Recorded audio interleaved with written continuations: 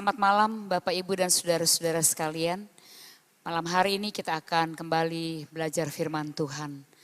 Biar kita minta supaya Tuhan memberikan kepada kita hikmat, pewahyuan, supaya kita boleh mengerti rahasia-rahasia besar yang terpendam di dalam firman-Nya. Supaya itu boleh menjadi berkat bagi pertumbuhan kehidupan spiritual kita. Mari kita mendahului dengan berdoa.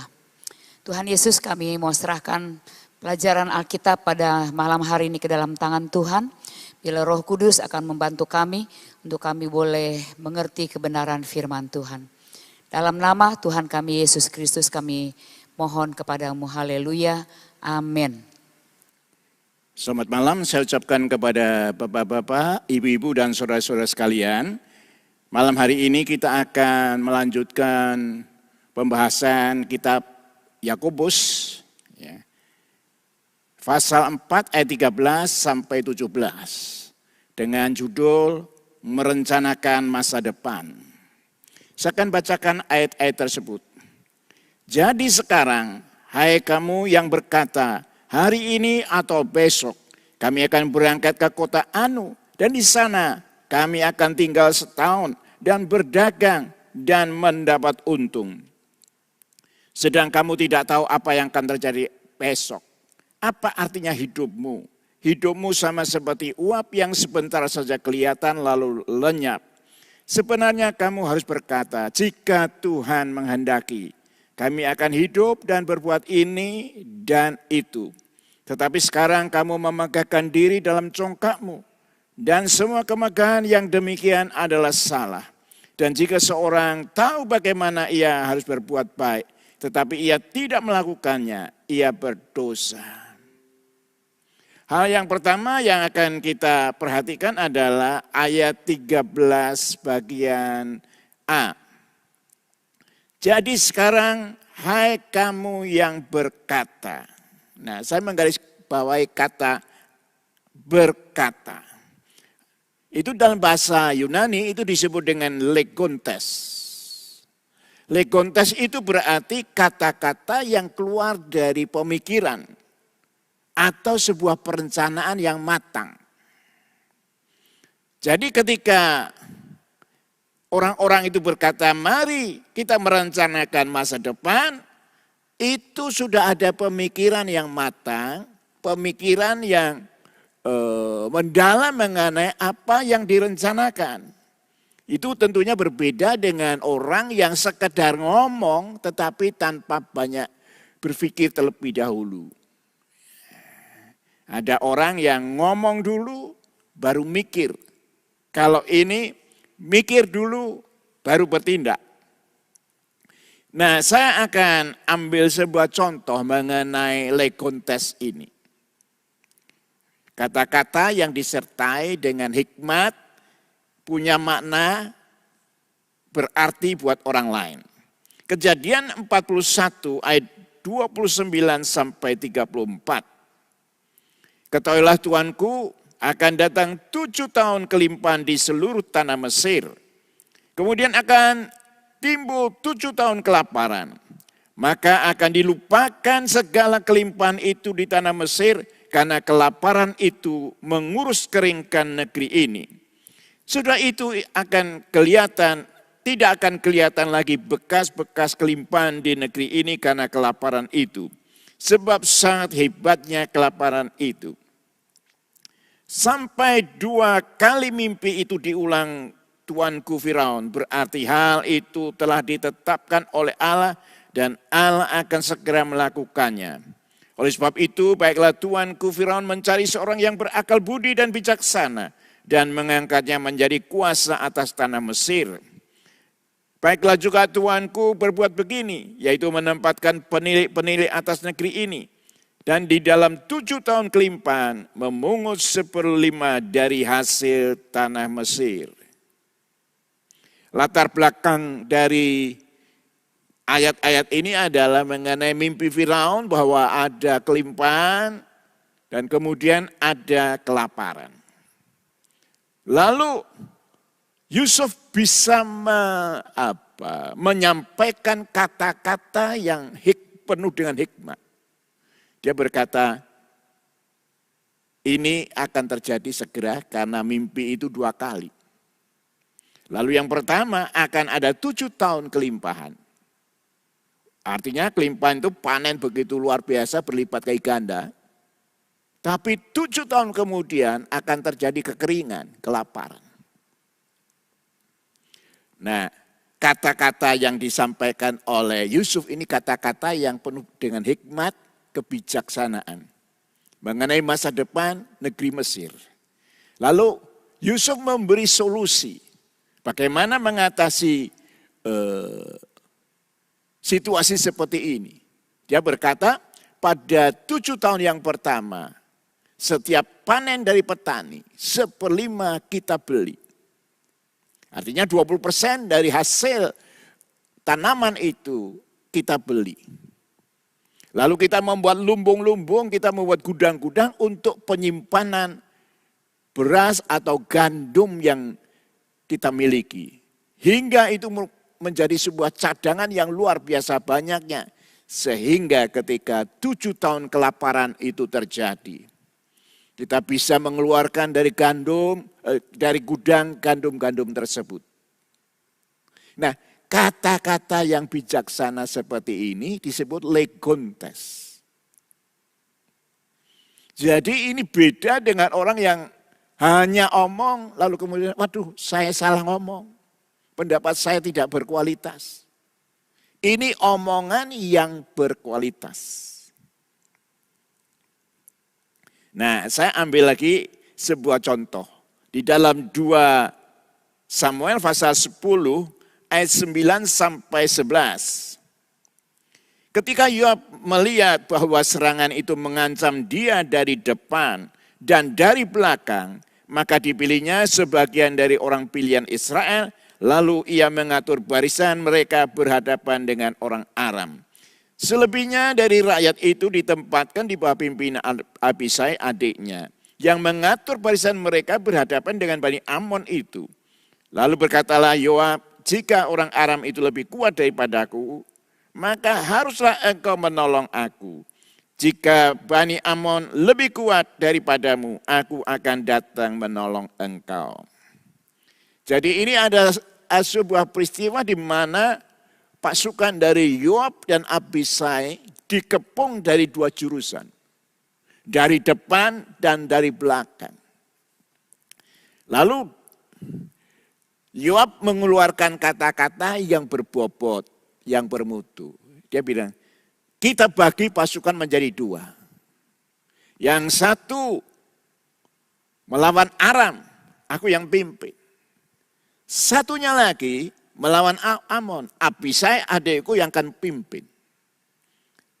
Lalu Yoab berkata, seandainya aku terdesak, engkau harus membantu aku. Sebaliknya kalau engkau Abisai terdesak, aku akan menolong engkau. Jadi Yoab itu mengeluarkan kata-kata yang menjadi solusi ketika pasukannya dikepung dari 2 jurusan. Nah, kata-kata semacam ini yang disebut dengan legontes.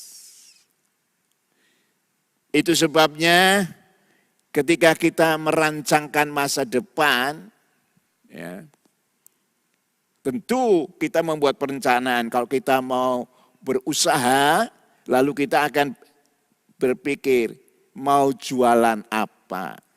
Itu kalau itu orang mau berusaha, ya, berdagang. Lalu kalau iya perlu tempat yang strategis untuk toko atau apa yang dijual. Atau melayani online. Kalau online tidak perlu di tempat yang strategis, tinggal dikirim barang. Jadi sudah ada perencanaan. Lalu kepala bidang pemasaran ketika melihat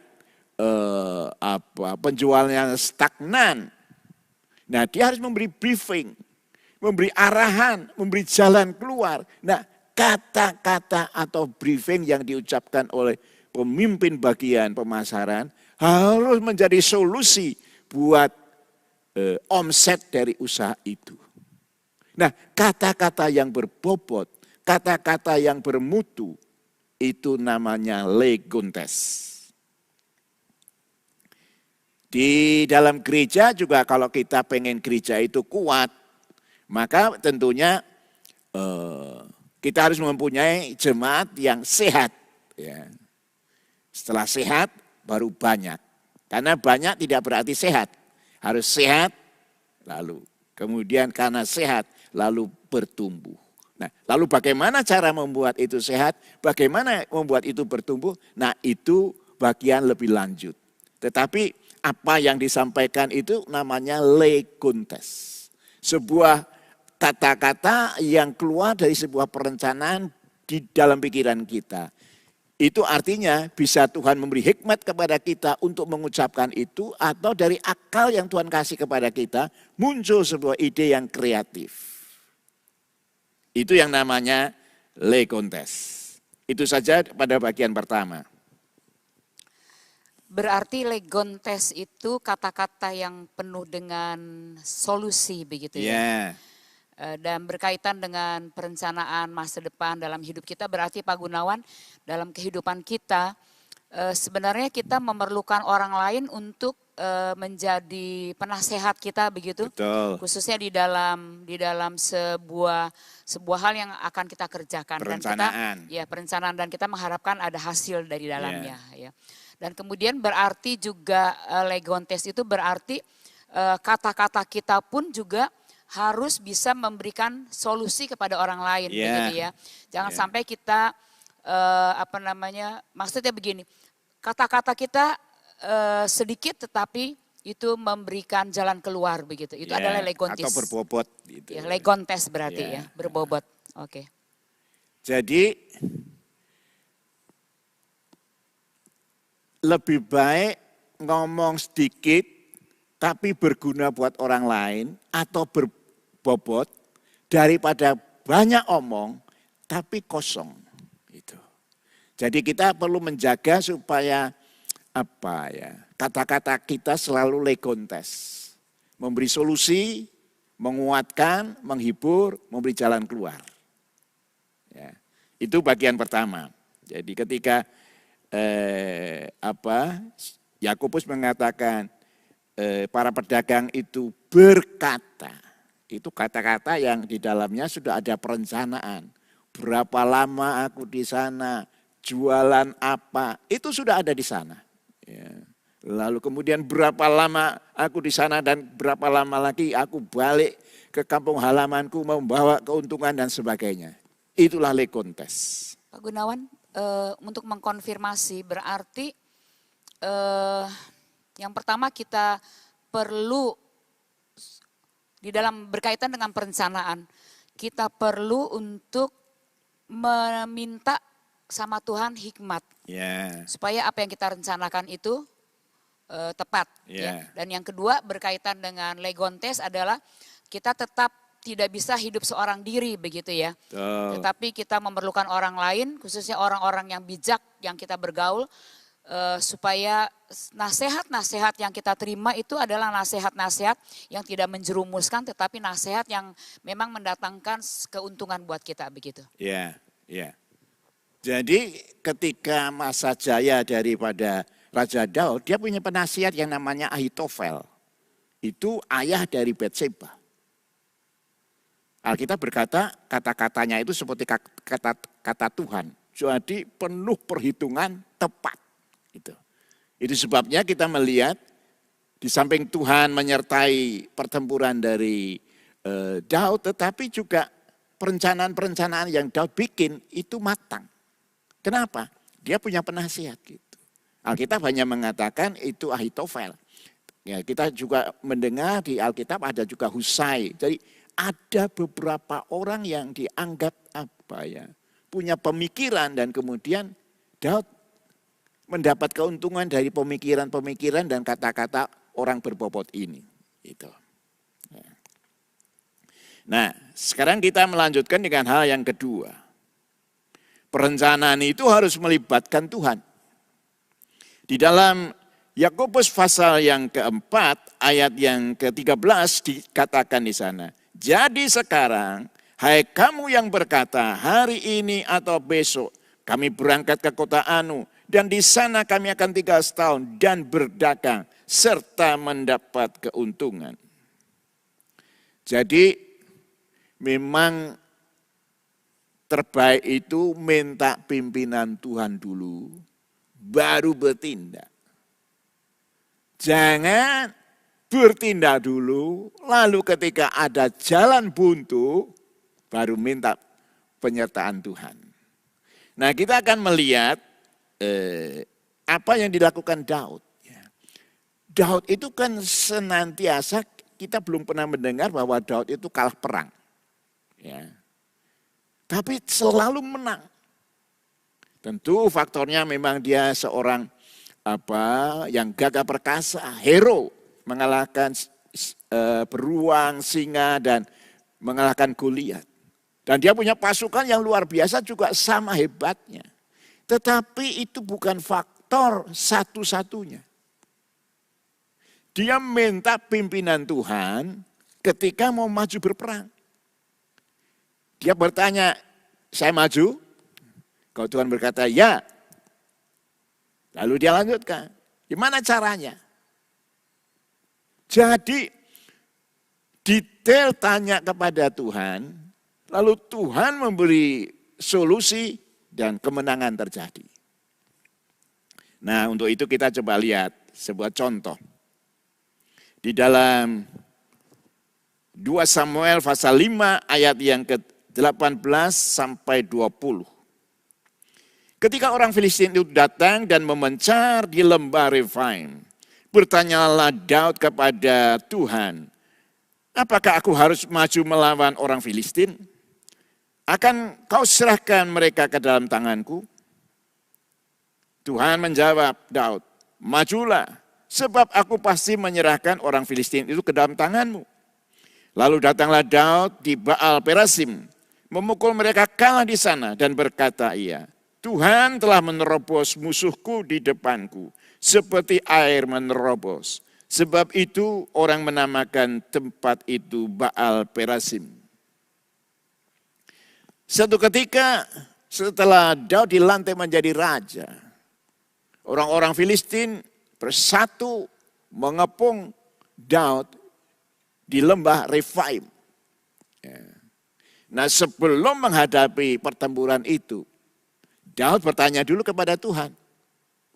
Tuhan, itu di dalam ayat yang ke-19, apakah aku bisa menang? Nah, itu yang ditanyakan. Lalu Tuhan berkata, kamu akan menang. Aku akan menyerahkan orang Filistin kepadamu. Lalu baru bertindak. Lalu kita membaca pasukan pukul mundur. Nah, ayat 20, ia berkata, itu Daud berkata, Tuhan telah menerobos musuhku di depan seperti air menerobos.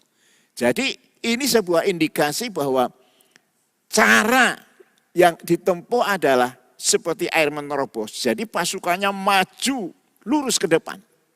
Karena di depannya ada malaikat Allah yang membantu pertempuran itu. Jadi tanya, maju atau tidak? Setelah tahu itu Tuhan juga kasih tahu. Aku suruh malaikat menerobos itu. Kamu ikut di belakangnya.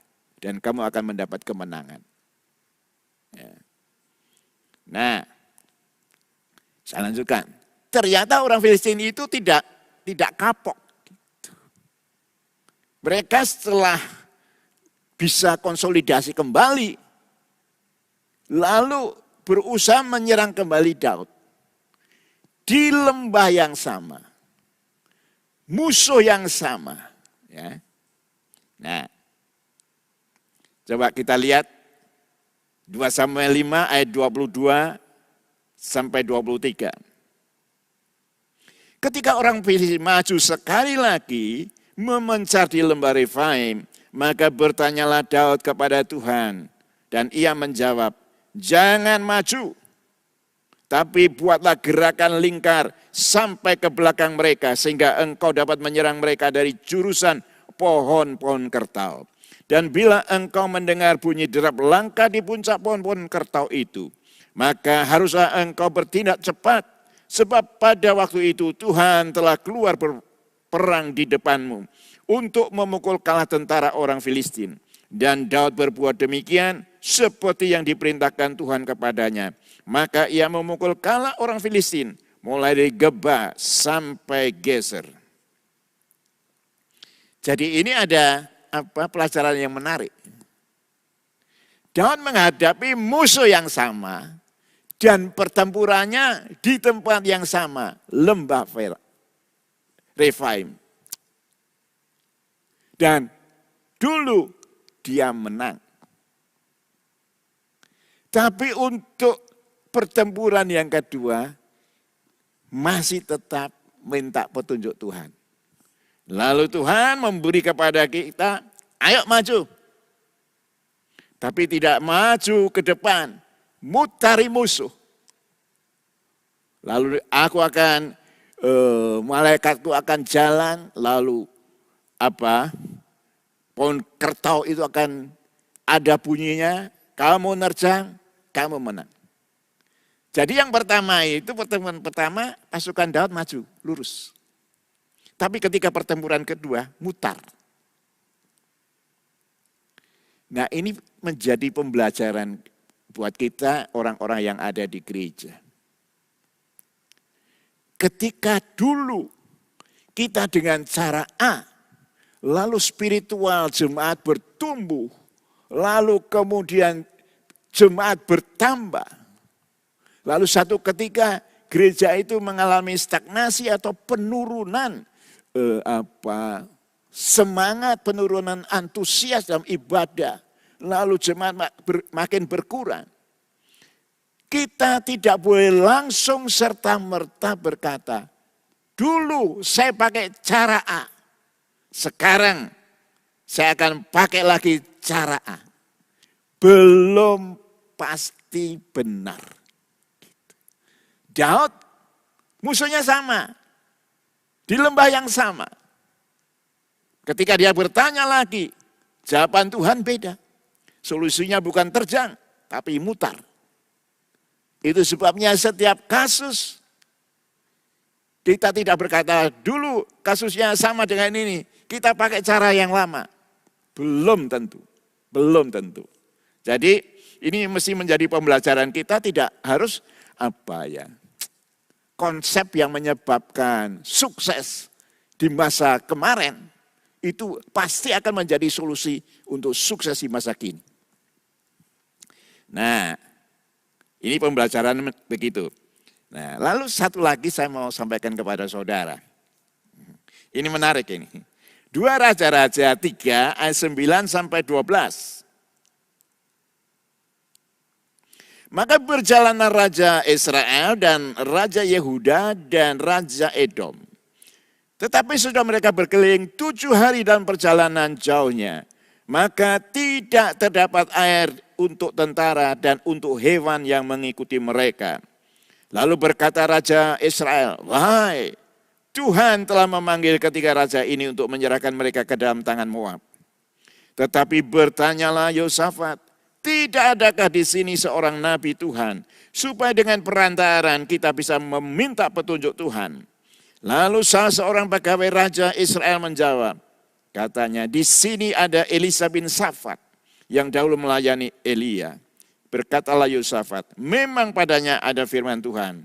Sesuai itu pergilah Raja Israel, Yosafat dan Raja Edom kepada Elisa. Ini ada cerita mengenai koalisi 3 kerajaan. Israel itu maksudnya Israel Utara, 11 suku. Kerajaan Yehuda itu 1 suku. Lalu Edom. Lalu itu berhadapan dengan Moab. Nah, tiga koalisi ini jumlah pasukannya sekian kali lipat daripada Moab. Jadi mereka berpikir kalau kami sudah sekian banyak orangnya, ini pekerjaan yang gampang. Lalu mereka berangkat. Lalu Alkitab berkata, 7 hari mereka tidak menemukan air. Lalu dari situ Yosafat berkata, ayo kita mesti cari nabi Tuhan untuk minta petunjuk. Nah, ceritanya sampai di situ saja. Itu nabinya itu Elisa. Di sini kita lihat Yosafat dan rekan-rekannya ini tidak minta pimpinan Tuhan terlebih dahulu. Kami kuat kok. Musuh cuma segitu. Gak usah Tuhan. Istilahnya ngerepotin Tuhan. Tapi mereka tidak tahu bahwa kemudian mereka masuk dalam tempat gurun yang tidak ada airnya. Kesukaran pertama bukan di Moabnya yang terlalu kuat. Tapi tidak ada air. Nah, ini sebuah contoh bagaimana setelah jalan itu menjadi buntu, baru kita tanya Tuhan. Tuhan memang menolong. Tapi kenapa kita harus buang waktu, buang tenaga, buang segala macam perkara. Kalau itu kemudian kita buntu, lalu kita harus mengulang kembali datang kepada Tuhan. Bukankah lebih baik tanya dulu, lalu baru bertindak. Jangan bertindak dulu, jalan buntu, baru tanya kepada Tuhan.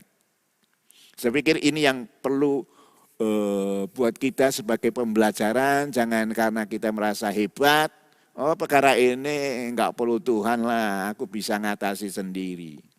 Karena kadang-kadang ada peristiwa-peristiwa yang tidak terduga bisa terjadi. Tidak pernah terbayangkan oleh 3 koalisi ini bahwa mereka akan lewat sebuah tempat yang tidak ada airnya. Tidak terpikir. Baru kemudian ketika 7 hari tidak ada air, mereka datang kepada Tuhan. Itu pelajaran yang kedua dari Yakobus pasal 4. Pak Gunawan, pelajaran yang kita dapatkan untuk yang pertama ya, ketika Daud mengalami peperangan di lembah Refaim ya, bersama dengan orang-orang Filistin, melawan orang-orang Filistin. Berarti pelajaran yang kita dapatkan adalah kalau kita tanya, Tuhan itu pasti jawab. Ya. Jadi kita nggak boleh ragu-ragu bertanya. Kita mungkin ini sebuah pembelajaran buat kita dalam segala sesuatu. Buat tanya Tuhan begitu. Jadi tidak mengandalkan pikiran kita sendiri, tidak mengandalkan pengalaman kita sendiri, tetapi kita belajar untuk bertanya kepada Tuhan, karena kalau kita tanya Tuhan jawab kok. Seperti saya tanya Pak Gun, kemudian kemudian Pak Gun jawab gitu, dan saya bisa mendapatkan info, mendapatkan masukan begitu. Mungkin ini pelajaran yang sangat penting buat kita ya. Kita kadang-kadang kan di dalam perencanaan, di dalam menjalankan sesuatu, kemudian aku punya rencana gini, langsung dijalankan. Kita nggak tanya Tuhan dulu, Tuhan mengizinkan atau tidak begitu.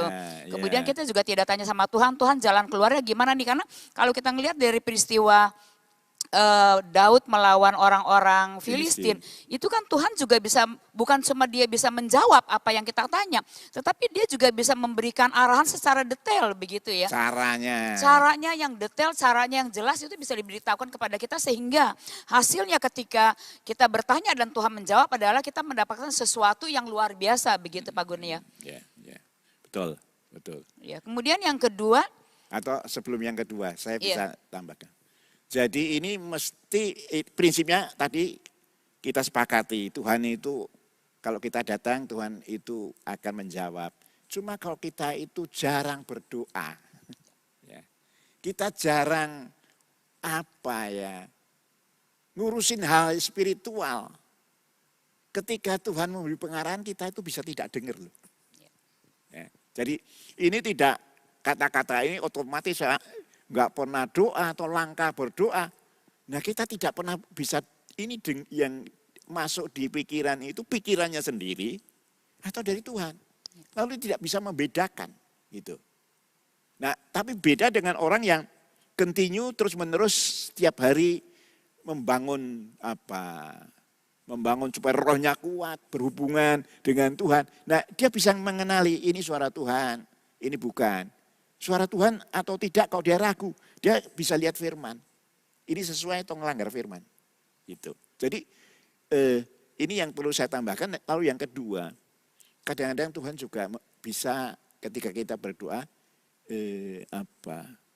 memberi orang yang bijaksana. Kita bisa ketemu sama orang bijaksana dan kemudian orang bijaksana ini memberi kepada kita solusi yang kita harapkan. Gitu. Ya, jadi pertama-tama mesti kita sepakati bahwa Tuhan itu akan menjawab. Nah, tapi saya lewat kesempatan ini, sebelum ada masalah, kita jalin hubungan dengan Tuhan terlebih dahulu, gitu loh. Nah, kalau kita sudah jalin hubungan dengan Tuhan lebih dulu, suara Tuhan akan menjadi jelas buat kita. Ya. Jadi Adam dan Hawa di Taman Eden juga bisa mendengar suara Tuhan. Walaupun Tuhan tidak harus muncul. Kenapa? Sering ketemu sama Tuhan. Gitu. Itu saja tambahan. Berarti intinya adalah kita hanya bisa mendengar jawaban dari Tuhan kalau kita memiliki kepekaan dalam spirit kita, ya, dan kepekaan dalam kehidupan spiritual itu terbentuk atau terjadi ketika kita memiliki hubungan yang intens dengan Tuhan, dengan kehidupan kerohanian yang terjaga begitu. Karena kalau kita nggak peka, masih suara yang didengar adalah suara tadi Pak Gun bilang suara diri kita sendiri atau suara setan yang lebih berbahaya lagi. Kita anggap itu suara Tuhan, tapi sebenarnya itu bukan jalan keluar yang dari Tuhan begitu. Pak Gunawan, mungkin ini juga diteguhkan dengan cara yang Tuhan beri ya. Tuhan kan memberi caranya nggak sama. Cara yang pertama adalah seperti air mengalir lurus begitu. Tapi cara yang kedua adalah mereka harus membuat gerakan melingkar begitu. Kenapa sih Tuhan nggak ngasih cara yang sama? Berarti Tuhan mau mengingatkan kita bahwa kita pertama tidak boleh memiliki patokan yang itu-itu saja. Karena Tuhan kita adalah Tuhan yang kreatif di dalam memberikan jalan keluar kepada kita. Tetapi dengan memberikan cara yang berbeda, itu secara tidak langsung Tuhan mau mengajarkan bahwa kita harus selalu tanya sama Tuhan. Gitu loh. Kita selalu tanya sama Tuhan, apa-apa tanya sama Tuhan, begitu Pak Gunawan ya. Nah itu sebabnya salah satu penafsiran itu kan dulu Musa itu disuruh memukul batu, lalu dari batu itu keluar air. Ya. Yang kedua Tuhan sampaikan dengan kata-katamu. Nanti batu. Musa tidak melakukan itu loh. Dia pukul. Pukulan pertama tidak menghasilkan apa-apa. Pukulan kedua baru keluar air. Artinya apa? Tuhan itu punya cara yang berbeda-beda untuk urusan yang sama. Maksud saya sama itu problemnya kira-kira nggak jauh beda. Jadi kita tidak sebagai pemimpin gereja, majelis gereja, pengurus gereja, kita tidak bisa, dulu kita kayak gini menang, dulu kita sukses. Ayo kembali seperti cara dulu. Belum tentu. Belum tentu. Tuhan itu kreatif. Ya. Kita lihat dari Daud, yang pertama maju lurus, yang kedua mutar. Musa pukul gunung batu, yang kedua katakan. Jadi Tuhan itu kreatif, kita harus ngikuti Kadang-kadang di gereja itu ada orang-orang yang kolot, maaf. Kalau sudah itu saja dan tidak mau berubah. Padahal Tuhan manuvernya itu berubah-ubah. Itu saja. Ini juga bisa diaplikasikan juga di dalam, tadi kan Pak Guna memberikan contoh di dalam kehidupan bergereja begitu ya. Tetapi pasti bisa diaplikasikan di dalam kehidupan keseharian. Betul. Ya, di dalam kita berdagang, dalam berbisnis, di dalam kita bekerja. Metode apa yang kita pakai, sistem apa yang kita pakai, itu masih bisa kita pakai atau tidak begitu. Itu tentu kita harus bijak untuk melihat. Jadi jangan sampai kita hanya pakai satu sistem atau cara, padahal kemudian dunianya sudah berbeda begitu ya. Berarti bisa diaplikasikan, kita mau dagang, kita mau bekerja, pakai metode apa, pakai cara apa begitu ya. Sehingga kemudian kita bisa menghasilkan sesuatu di dalam usaha kita begitu. Mungkin juga ini Pak Gun, bukan cuma di dalam kita berbisnis, tetapi juga di dalam pendidikan kepada anak-anak ya Pak Gun. Tadi malam kan kita mendengarkan ceramah di dalam komunitas keluarga muda mengenai bagaimana mendidik anak-anak begitu. Metode mendidik anak zaman 10 tahun, 20 tahun itu dengan zaman sekarang itu berbeda. Kita nggak boleh bilang sama anak-anak, kamu gadget terus ya, kamu begini. Karena memang dunianya seperti itu. Tapi bagaimana kemudian di dalam dunia seperti itu yang anak-anak kita sekarang, kita tetap bisa berperan sebagai orang tua, mengarahkan mereka, mengajar mereka sesuai dengan dunianya mereka. Kita nggak bisa bilang, papa dulu begini, mama dulu begini, kan nggak boleh seperti itu. Ya. Jadi kita itu sebabnya di dalam pendidikan anak dengan sikon yang sekarang, dengan dunia gadget mereka, kita harus dekat sama Tuhan, minta ide dari Tuhan, tuntunan dari Tuhan, jalan keluar dari Tuhan bagaimana kita mendidik anak-anak seperti itu ya.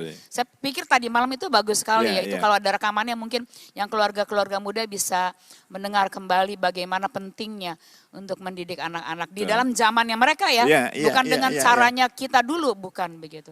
Kita paling-paling memberi apa, orang tua cari gampang, sita HP-nya, dilarang, dimarahi. Tetapi memang zamannya itu zaman seperti ini. Bagaimana di situasi di mana mereka terikat dengan gadget, ada orang tua yang bijaksana bisa mengalihkan hingga mereka lebih suka mendengar suara dari orang tua. Ya, saya kira itu. Kemudian tadi Pak Gunawan di dalam contoh yang kedua itu di dalam 2 Raja-Raja pasal yang ketiga ya. Waktu koalisi antara Israel, Yehuda dengan Edom melawan orang-orang Moab.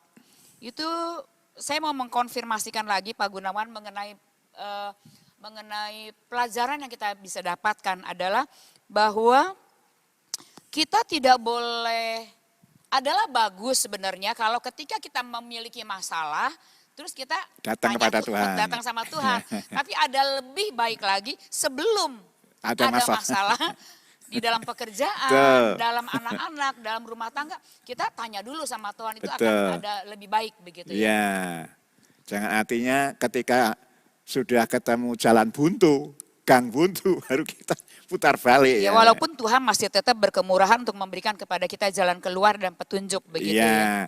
Tapi kan itu pemborosan waktu, pemborosan tenaga, dan pemborosan berbagai macam hal. Ya, jadi kita mesti peka, baik di sekuler maupun di gereja itu. Kalau manuvernya sudah harus berubah, kita harus berani untuk berubah. Begitu. Ya. Oke. Lalu, nah ini mungkin menarik untuk orang ini. Jadi saya pernah berbicara dengan seorang pengusaha. Ya. Saya bilang, kalau bisa hubungan kamu sama toko-toko itu jangan hanya dagang, tapi kamu ingat ulang tahunnya, lalu kemudian kamu sampaikan ucapan, doakan dan seterusnya. Saya kira-kira ngomong begitu ya. Saya pikir ini kan bagus ya. Ternyata anak muda ini, pengusaha, bisa memiliki apa ya? Pemikiran yang sama tapi lebih dalam. Dia bilang, Pak Gunawan, saya kalau ownernya itu ulang tahun, saya kasih diskon sekian persen di hari itu. Kalau dia ambil barang, sudah enggak mau berapapun diskon itu saya kasih. Wah, ini saya pikir. Saya tidak pernah, saya pikir cuma ulang tahun, kirim apa kan begitu. Karena pengusaha enggak perlu dikasih uang. Ternyata ada pemikiran-pemikiran yang luar biasa seperti itu ya. Jadi kok Tuhan memberi kita hikmat, apa ya? Itu lalu apa ya? Orang merasa apa ya? Ulang tahunku ini spesial buat owner ini gitu loh. Ya. Lalu ada diskon gitu. Ini bukan cuma bahwa lalu dia akan beli barang lebih banyak. Tetapi saya dihargai loh. Ulang tahun langsung harganya turun sekian persen gitu. Wah, itu buat saya itu rema yang terbaru buat saya. Oke, itu hanya tambahan saja supaya yang jadi pengusaha bisa ngerti ada jalan lain gitu. Nah, sekarang kita masuk kepada nomor 3. Kita tidak pernah tahu apa yang akan terjadi di hari esok. Yakobus 4 ayat 14. Sedang kamu tidak tahu apa yang akan terjadi besok. Ya, saya tidak baca seluruh ayat ya, tapi itu saja. Jadi Yakobus ini sedang menentang bukan jangan merencanakan, bukan. Ya. Perencanaan tetap diperlukan. Tapi apa ya? Jangan seakan-akan kita itu menguasai masa depan. Oh pasti. Itu. Masa depan itu sesuatu yang tidak jelas. Tuhan yang tahu. Ya. Jadi ini kata-kata besok aku akan ke sana. Aku akan beli barang ini, lalu aku ke Alexandria, aku ke Ethiopia, aku ke sini. Untuk ambil barang dagangan, aku jual di sini. Ya itu perencanaan. Kalau Tuhan menghendaki. Itu pasti terjadi. Tetapi bukan lalu kita berkata pasti terjadi. Karena kita tidak menguasai masa depan. Masa depan ada di tangan Tuhan. Nah, pertanyaannya kenapa masa depan tidak Tuhan berikan kepada kita? Kok masa depan itu Tuhan berikan kepada kita? Kita tidak pernah hidup bergantung kepada Tuhan. Kita tidak akan minta Tuhan sertai perjalanan kami keluar kota. Kita tidak akan berkata Tuhan berkati usaha kami. Karena kita tahu masa depan. Jadi ini bisa membuat manusia menjadi sombong, pongah, dan kemudian merasa tidak perlu Tuhan. Karena itu masa depan hanya ada di tangan Tuhan.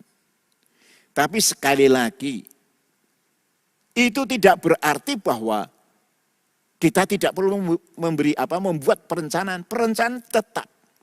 Tetapi kita berkata, kalau Tuhan kehendaki, biar ini terjadi.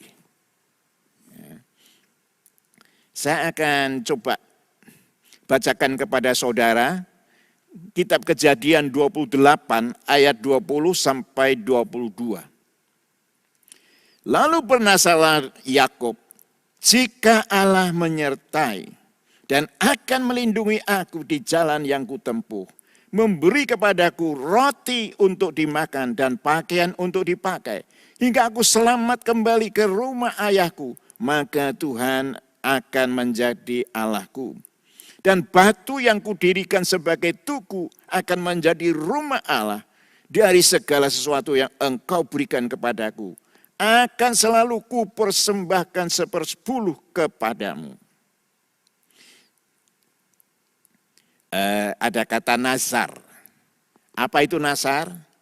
Janji kalau Tuhan menyertai, Tuhan memberkati, kita akan berbuat sesuatu atau mempersembahkan sesuatu. Ya. Oh, saya akan melayani lebih sungguh.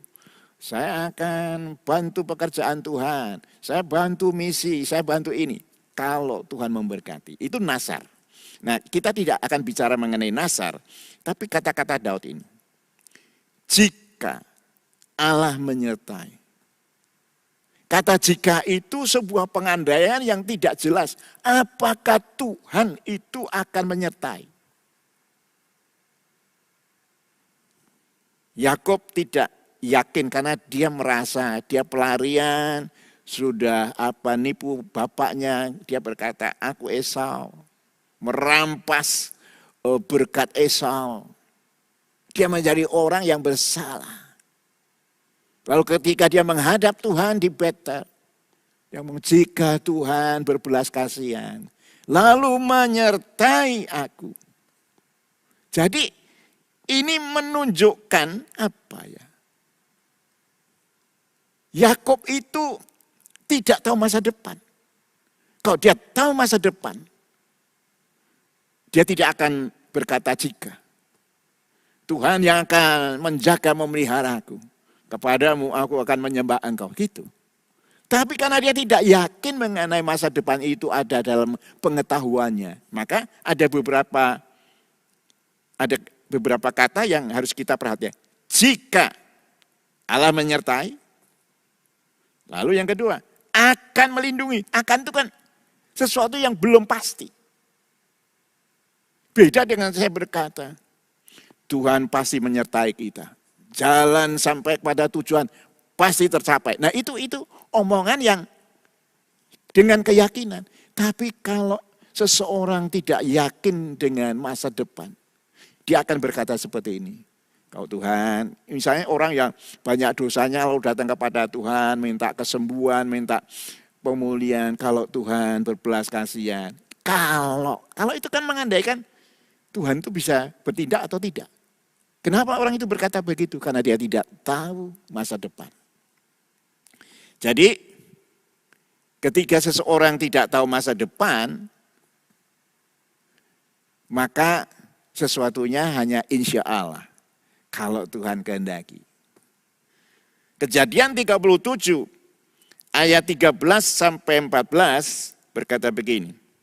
Lalu Israel itu Yakub berkata kepada Yusuf, bukankah saudara-saudaramu mengembalakan kambing domba dekat Sikem? Mari engkau kusuruh kepada mereka. Saud Yusuf, ya Bapa. Lalu Israel berkata kepadanya, pergilah engkau melihat apakah baik keadaan saudara-saudaramu, keadaan kambing domba, dan bawa kabar tentang itu kepadaku. Lalu Yakub menyuruh dari lembah Hebron dan Yusuf pun sampai ke Sikem.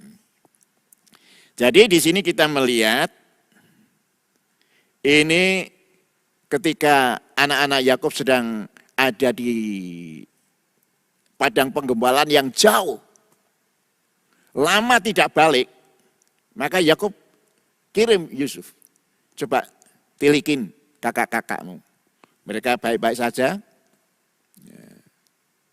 Lalu kasih kabar kembali kepadaku. Kalau Yakub tahu masa depan, dia akan tahu bahwa Yusuf ketika ketemu saudaranya akan dijebloskan dalam perigi kosong. Lalu kemudian akan dijual ke Mesir lewat orang-orang Ismaili. Jadi di sini kita melihat ya, justru karena tidak tahu itulah maka Yakub menyuruh Yusuf menemui saudara-saudaranya. Jadi apa ya? Orang Jawa bisa bilang ulo marani gebuk. Saudara-saudara yang tidak suka ini dikirim sendirian. Akhirnya 13 tahun ada menjadi budak di Mesir. Dan banyak kisahnya. Kejadian pasal 4 mengatakan, maka Kain mengajak Habil ke ladang dan kemudian membunuh. Lah kalau Habil itu tahu masa depan bahwa dia akan dibunuh oleh Kain, dia tidak akan mau berangkat sendirian ke ladang ya, atau tidak mau berdekatan dengan Kain. Jadi kita melihat masa depan itu bukan di tangan kita. Itu sebabnya bisa ada keputusan-keputusan yang salah. Nah itu sebabnya kita perlu penyertaan Tuhan.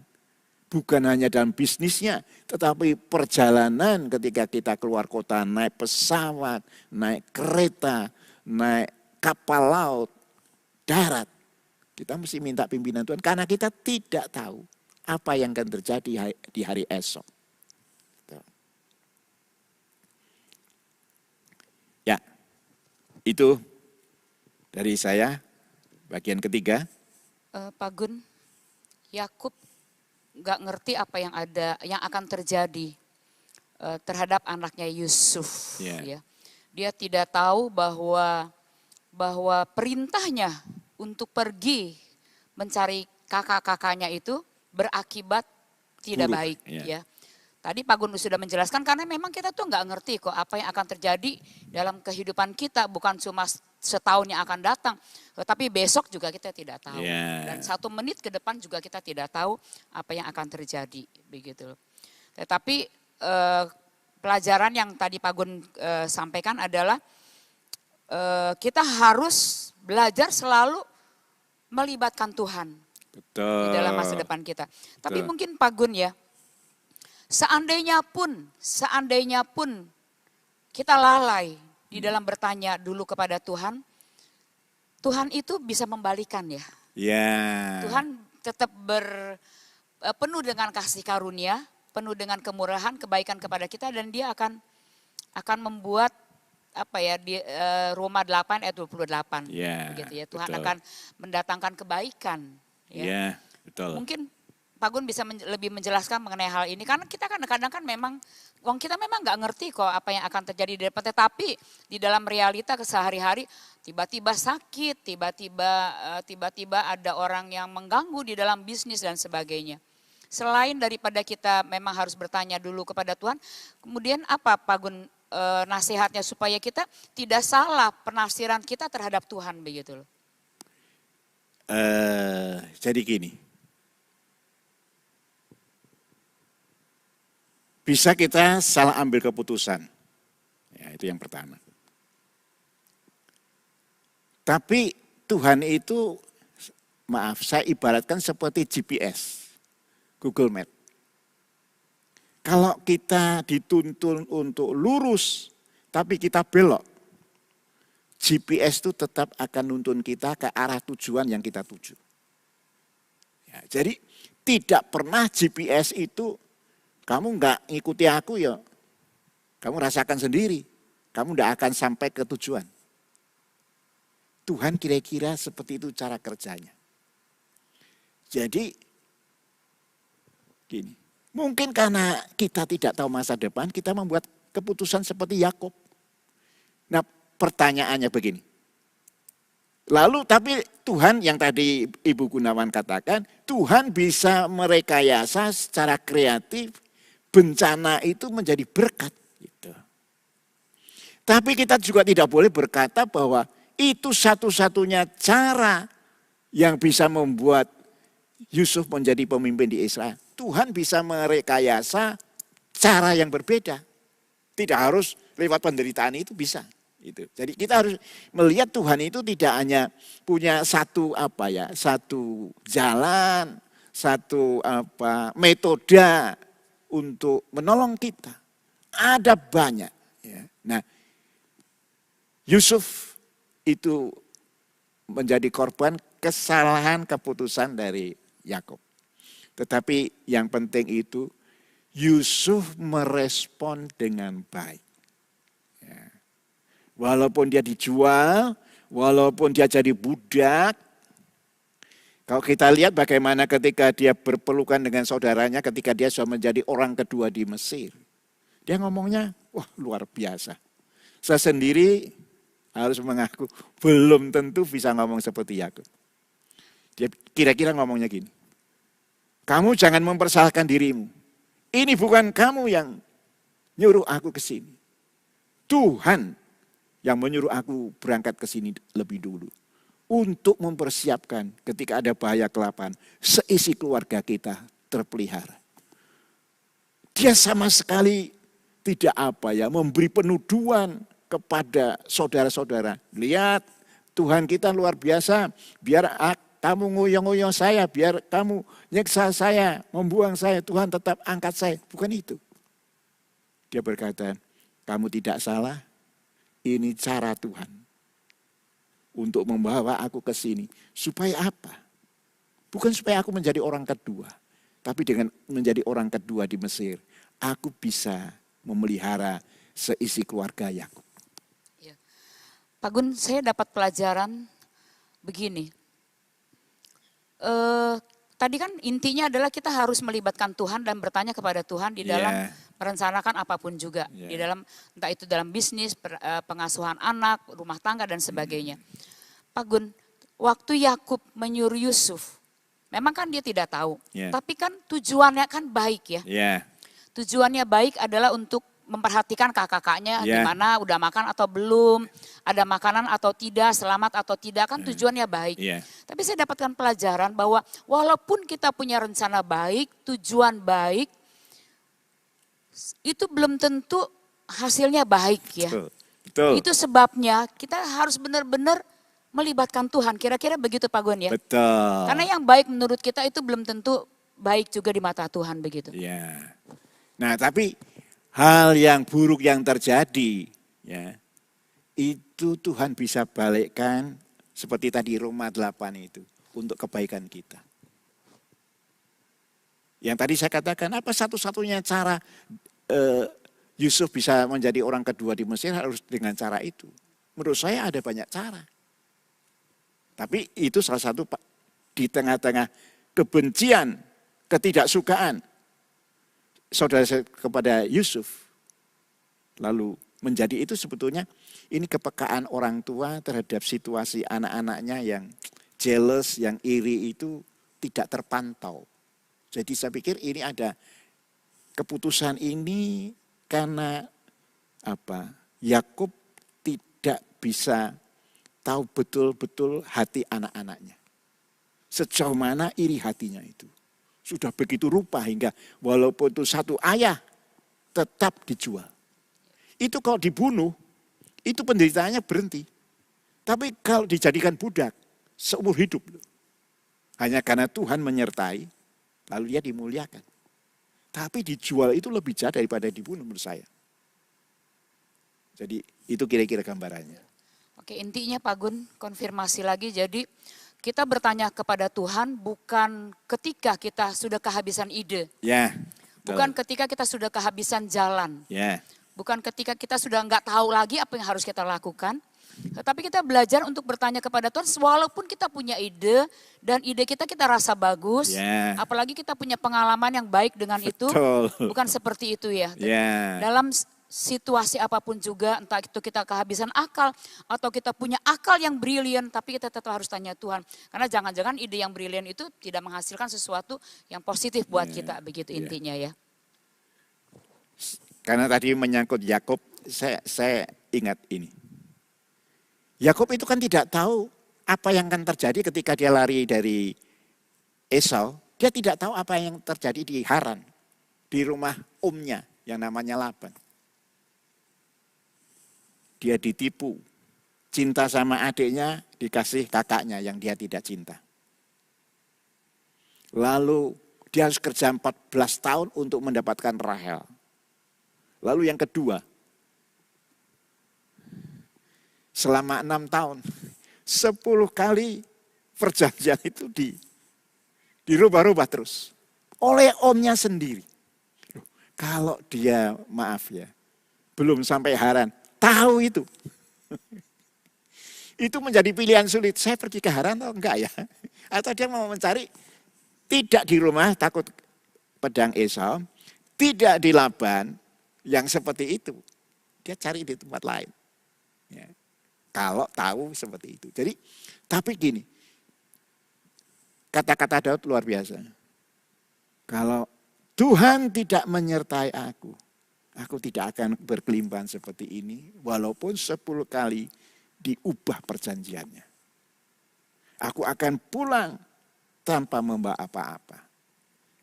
Ya, jadi ini sebuah pengakuan aku boleh teraniaya, aku bisa dibulak-balik perjanjiannya merugikan aku terus, tapi Tuhan tetap menjaga, memelihara aku. Oh ya, maaf. Ya, itu Yakub. Jadi saya pikir itu harus menjadi pegangan kalau kita ya artinya rencananya kita itu kita pikir yang terbaik, kerja berlindung di omnya, nggak tahu omnya itu serigala gitu. Nah, kadang itu yang disebut kita tidak tahu masa depan, tidak tahu hari esok. Saya pikir waktu sudah tidak memungkinkan kita untuk melanjutkan lagi. Kita akan ketemu dalam PA di bulan Maret. Tuhan memberkati. Mari kita datang kepada Tuhan. Kami datang kepada Engkau Tuhan. Ajar kami menjadi orang yang bijaksana, bertanya lebih dahulu sebelum bertindak. Ajar kami untuk menjalin hubungan yang baik dengan Engkau, hingga suaramu bisa terdengar. Kami tidak hanya mendengar nasihat orang lain, tapi kami bisa mendapat tuntunan dari Engkau dalam segala keputusan hidup kami. Terima kasih Tuhan. Biarlah pemahaman pendalaman Alkitab ini boleh menjadi pegangan dalam hidup kami semua. Minta pimpinan Tuhan, bukan setelah jalan macet baru minta pimpinan Tuhan. Dalam nama Tuhan kami Yesus Kristus kami sudah berdoa. Amin. Dengan demikian selesai sudah PA pada malam hari ini. Tuhan memberkati.